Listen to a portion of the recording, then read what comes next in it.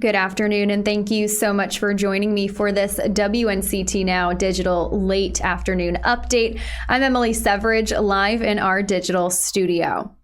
North Carolina Governor Roy Cooper is declaring a statewide state of emergency after flooding from heavy rainfall across the state. High water and flood damage closed more than 430 roads by this morning. Transportation officials are urging people to avoid driving through flooded roads and low-lying areas and do not go around barriers. Those have been set up in place for people's safety. They expect rivers to rise in the coming days, creating more flooding. At least 7 people are dead, with 1 infant still reportedly missing after flooding from the tropical storm Ida dumped inches of rain from the Charlotte area to the Crystal Coast. 4 of those deaths are from Alexander County, and there's still a 1-year-old infant being searched for at a family campground that floodwaters swept away. You can stay with WNCT for all of the latest on that story. Stay with us, and we'll be right back with some more news after this short break. WNCT 9 on your side has a new feature, the WNCT Podcast Network. Stay up to date on the latest political topics by subscribing to What the Politics, and get your latest sports information by listening in to WNCT 9 on your side Sports Talk. 9 on your side reporters are all across the East and in your neighborhood. In Tarboro, in Kinston, in Greenville, at Atlantic Beach. Covering local stories that impact you. The groundbreaking ceremony is the beginning of construction for Morehead City's 4th City Hall. People from all over the state of North Carolina gathered at the Sycamore Hill Missionary Baptist Church. Historic Turnage Theater in Washington helps the community celebrate art and culture. See their original reporting weekdays on 9 on your side news. Thanks so much for joining me. If you're just tuning in, I'm Emily Severage, live in our digital studio, providing you with some late afternoon updates.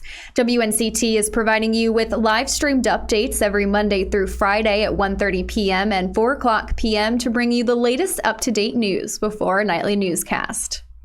Today is Friday the 13th, but it's also World Kindness Day, and this superstitious day isn't stopping people from spreading kind words and encouragement.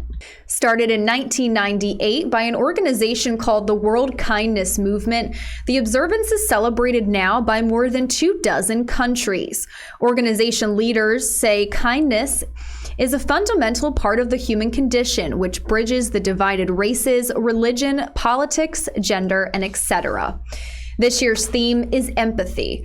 And in the midst of so much political tension and a pandemic that's affected almost every nook and cranny of this world, we could use a little more empathy.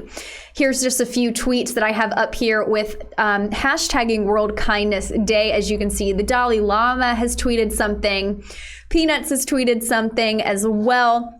There's been quite a few people posting stuff for World Kindness Day today, which is pretty awesome. So take a look out there, say some kind words to somebody, say some encouraging words to somebody today. I'm sure it'll make their day. Today is North Carolina counties are canvassing their votes from the 2020 general election. Canvassing is when local election boards review their counts, making sure everything is proper and certify the results. It also allows those county boards to know that there's no fraudulent activity.